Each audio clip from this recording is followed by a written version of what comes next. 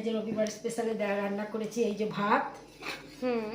তোমার কাকু আজকে সকাল সকাল ভাত খাবে, রাত্রিবেলা দুপুরে তো খাচ্ছে, আবার রাত্রিরও সকাল সকাল খাবে, কারণ আজকে চন্দ্রগ্রহণ আছে, তাই 9টা 8টা 9 পড়বে, তাই 9:30টার মধ্যে সে ভাত খাবে। এই জন্য রান্নাবান্না সব রেডি করে রেখেছি, মাংসটা গরম করে দেবো।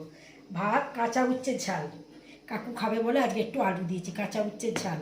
এইটা সকালকারে ঘুগনি করেছিলাম, তার এই যে পেঁয়াজ রসুন পেঁয়াজ শশা কাঁচা লঙ্কা কাটা রয়েছে। হ্যাঁ আচ্ছা, এইটা হচ্ছে পার্সে মাছের ঝাল, এটা কিন্তু 2 রকম সর্ষে আর ধনে পাতা, কিচ্ছু না, তাতে কাঁচা লঙ্কা দিয়েছি।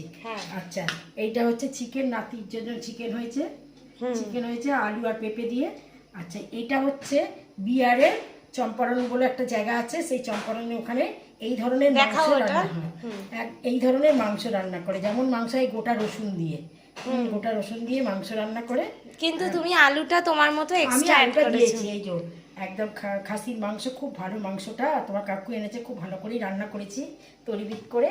আর তার সঙ্গে আছে শশা, লেবু আর লঙ্কা। আর আমার এই রান্না বান্না কথাবার্তা যদি ভালো করে, তার আগে একটু জিনিস দেখাই। এই যে আজকের আর চাটনি করিনি, এই যে আমের আচার বার করে নিয়েছি। আমার রান্না বান্না কথাবার্তা যদি ভালো লেগে থাকে তাহলে একটা লাইক করে দেবেন, একটা সাবস্ক্রাইব করে দেবেন। আজকে কিন্তু আমার প্রচুর কাজ রয়েছে, এই দেখো তাল মিছরি করবো সন্ধ্যেবেলায়, তাল কাটা রয়েছে, তালটা ফাটিয়ে তাল মিছরি করবো। আচ্ছা, আবার এইদিকে দেখো 1 কেজির ওপর চিংড়ি মাছ ভেজানো রয়েছে। আজকে প্রচুর, আসলে তা না, একটু রোদ্দুর উঠেছিল, জামা কাপড় মেলতে গিয়ে এত দেরি হয়ে গেল। এই চিংড়িগুলো, এই যে এত চিংড়ি, এগুলোকে সারাক্ষণ তুমি বেচে ধুয়ে ফ্রিজে রাখবো।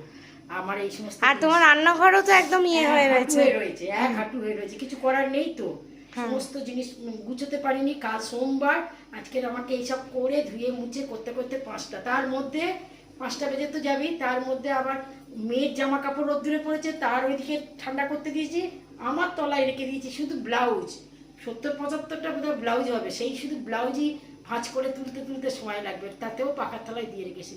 ঠিক আছে, চলো টাটা।